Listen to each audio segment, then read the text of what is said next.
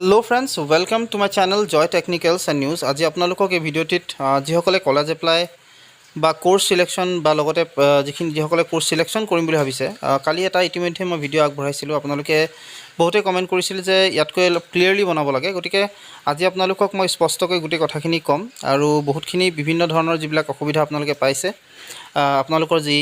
college apply কৰাৰ সময়ত বা কোৰ্স সিলেকশন কৰাৰ সময়ত সেইখিনি গোটেইখিনি আপোনালোকৰ ডিসকাস কৰিম গতিকে আপোনালোকে ভিডিঅ'টি শেষলৈকে চাব আৰু যদি আপোনালোক মোৰ চেনেলটো নতুন তেনহলে প্লিজ সাবস্ক্ৰাইব কৰি কাষত থকা যিটো বেল আইকন হেতু প্ৰেছ কৰিব আপোনালোকে যেতিয়া ৰেজিষ্টাৰ্ড ইতিমধ্যে যিসকলে কৰিলে তেওঁলোকে আসলতে প্ৰথমতে আহিব ইয়াত থকা 3 ডটত আহিব আৰু 3 ডট আহি কিনে যেটো লগইন বাটন আছে তাত ক্লিক কৰিব সো লগইন বাটনত ক্লিক কৰাৰ লগে লগে আপোনালোকে আসলতে আহি যাব এই পেজটোত আৰু ইয়াত আপোনালোকে প্ৰথমতে দিব লাগে আপোনালোকৰ যি ৰেজিষ্ট্ৰেচন ইমেইল বা ৰেজিষ্ট্ৰেচন নাম্বাৰ বা পাছৱৰ্ড আপোনালোকে দিব আৰু লগতে ক্যাপচাটো আপোনালোকে এন্টাৰ কৰিব মই এখিনি ভৰাই কিনে আপোনালোকক নেক্সট যেটো স্টেপছ আসলতে কলেজ এপ্লাই হেতু মই দেখাবলৈ চেষ্টা কৰিছো সো আপোনালোকে যেতিয়া লগইন কৰিব লগইন কৰাৰ পিছত আপোনালোকৰ ওচৰত আহিব এনেকুৱা ধৰণৰ পেজ য'ত আপোনালোকক দুটা অপচন ইতিমধ্যে সম্পূৰ্ণ দেখাব ৰেজিষ্ট্ৰেচন আৰু ফিল প্ৰফাইল ডিটেইলছ এইখিনি আপোনালোকৰ যিসকলে কমপ্লিট ইতিমধ্যে কৰিছে তললে যেতিয়া আহিব আপোনালোকে ইয়াত দেখিব আপোনালোকে সাধাৰণতে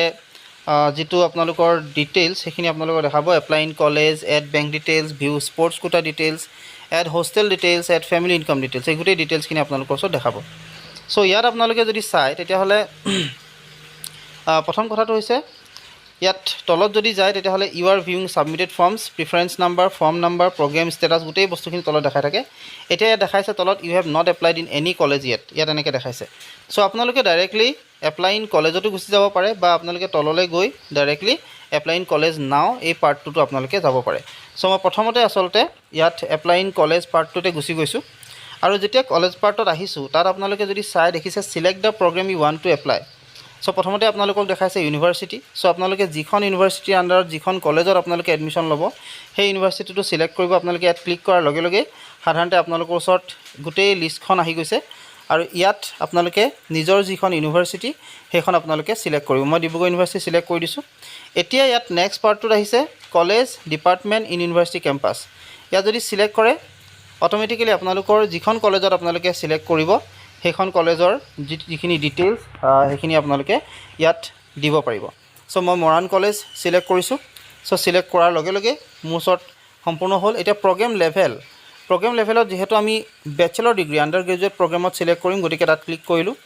ক্লিক কৰাৰ পিছত স্কিম টাইপ আহিছে স্কিম টাইপটোত এটা ক্লিক কৰিব আৰু ইয়াত দুটা অপচন দেখা পাব এটা হৈছে এনইপি ষ্ট্ৰীম আৰু এটা আছে এনইপি ডিসিপ্লিন স্পেসিফিক আপোনালোক যিসকল সাধাৰণতে কলেজবিলাকত এডমিশন ল'ম বুলি ভাবিছে তেওঁলোকে এনইপি ষ্ট্ৰীমত সিলেক্ট কৰিব আৰু সিলেক্ট কৰাৰ পিছত ইয়াত আপোনালোকক তলত এটা পাৰ্ট আহিছে প্ৰগ্ৰামত যদি সিলেক্ট কৰে তেতিয়া হলে আপোনালোকে দেখিব বহুত কেইটা অপচন এতিয়া কথাটো হৈছে আপোনালোকে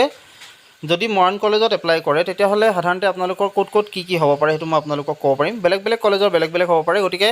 আপোনালোকে সেইখন কলেজৰ পৰা কাৰোবাক নহয় কাৰোবাক সুধিলেও বা কোনোবা কেফেত আপোনালোকে গৈ কথাটো পাতিব এতিয়া সো ইয়াত আপোনালোকে দেখিছে bachelor of arts faculty of arts science and energy Bachelor of Arts Faculty of Education, Bachelor of Arts Faculty of Humanities and Law, Bachelor of Arts Faculty of Social Science, Bachelor of Science Faculty of Biological Science আৰু Bachelor of Science Faculty of Science and Engineering এনেকৈ বুলি আপোনালোকক option গিটা দিছে এতিয়া আপোনালোকে ধৰক subject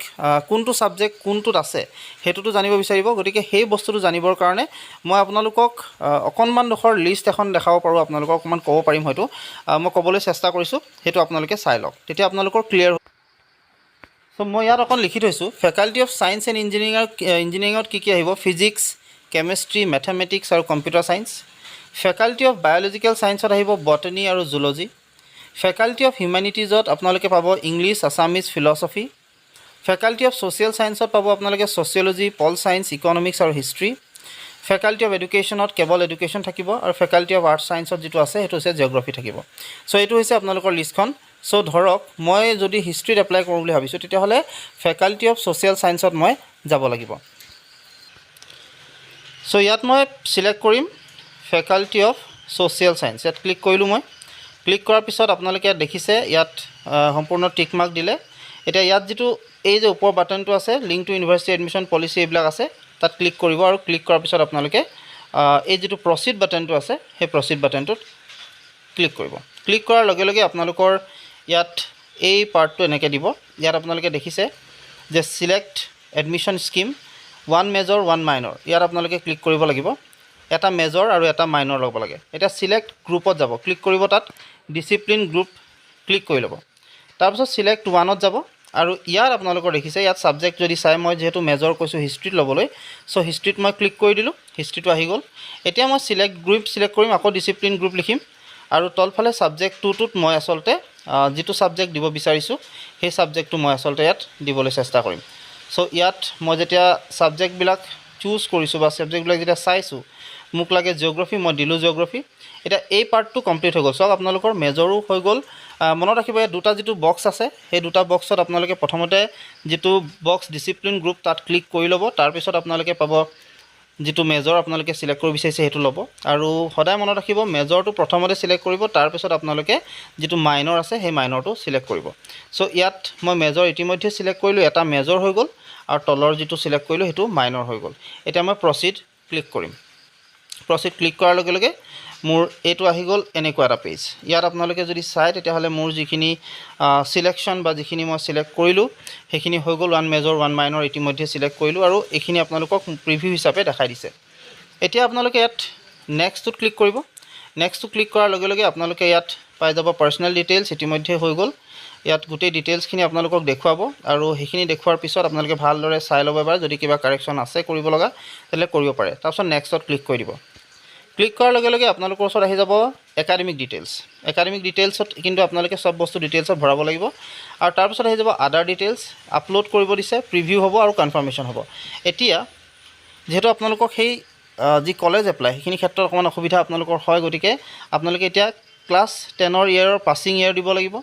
class 10 percentage দিব ক্লাছ 10 ডিভিজন কি আছিল class 10 name and institution name হেতু দিব ক্লাছ 10 বোৰ্ড আৰু ইউনিভাৰ্সিটি নেম দিব সাবজেক্ট কি লৈছিলে 10ত সেইখিনি আপোনালোকে মাৰ্কশিটখন চালে আপোনালোকে গম পাব হেতু দিব ক্লাছ 12 ৰ কোৱালিফিকেশন ষ্টেটাস দিব ক্লাছ 12 ৰ year of passing final examination দিব বোৰ্ড আৰু ইউনিভাৰ্সিটি কোৰ আছিলে ৰেজিষ্ট্ৰেচন নাম্বাৰ কি হয় ৰোল নাম্বাৰ দিব স্ট্ৰীম আপোনালোকৰ কি হয় হেতু দিব আৰ্টস সায়েন্স কি হয় name of the institution code আপোনালোকে পঢ়িছিলে কোনখন ইনষ্টিটিউচন আছিলে হেতু নাম দিব আৰু আপোনালোকৰ টোটাল সাবজেক্ট কম্বিনেশন কি আছিলে হেতু দিব আৰু তাৰ পিছত এই তলৰ যেটো টিক বাটনটো আছে হেতু ক্লিক কৰিব আৰু সেভ এণ্ড নেক্সটত ক্লিক কৰিব এটা কথাটো হৈছে যে আপোনালোকৰ এখিনি যেতিয়া আপোনালোকে ফিল আপ কৰোতে অতি ভালদৰে যাতে কৰে হেতু আপোনালোকে মনত ৰাখিব আৰু এটা কথা আপোনালোকে টোটাল 6খন কলেজত এপ্লাই কৰিব পাৰে আপোনালোকে এটা কৰাৰ লগে লগে অন্য এটা আপোনালোকে এনে কৰিব পাৰে কৰি কিনে তাৰ পিছত আপোনালোকে আৰু এটা কাম কৰিব পাৰে হৈছে কি প্ৰিফাৰেন্সটো দিব পাৰে কোনটোত আপোনালোকে প্ৰথমতে ল'ব বিচাৰিছে বা কোনটোত বেছি গুৰুত্ব দিছে আপোনালোকে ল'বৰ কাৰণে সো প্ৰিফাৰেন্স বিলাক 1 2 3 কে আপোনালোকে হেতু দিব পাৰে হেতু পিছৰ অৱস্থাত একেবাৰে যেটো প্ৰথম পাৰ্টটো আপোনালোকৰ যেটো ফাৰ্স্ট পাৰ্ট ওলাই তাত গৈ আপোনালোকে হেতু সিলেক্ট কৰিব পাৰে সো মই এতিয়া বৰ্তমান আপোনালোকক ইমানখিনিলৈকে দেখাইছো কোৱালিফিকেশনৰ পাৰ্টটোলৈকে মই দেখাইছো যেহেতু কোৱালিফিকেশনৰ গোটেই ডিটেইলছখিনি মই ইয়াৰ এন্ট্ৰি কৰাৰ পিছত আহিব আপোনালোকৰ নেক্সট পাৰ্টটোত আহিব আদাৰ ডিটেইলছত আপোনালোকে অলৰেডি সব ক্লিয়াৰ কৰি থোৱা থাকে গতিকে হেতু নেক্সট কৰি দিব আপলোডত যাব আপলোডত যেহেতু আপোনালোকৰ বাকি ডিটেইলছ সব তাত এন্ট্ৰি হৈ থাকে সো থাকি যাব আপোনালোকৰ আপলোডত কেৱল মাত্ৰ মাৰ্কশিট দিবলৈ আৰু মাৰ্কশিট দুখন 10 ৰ আৰু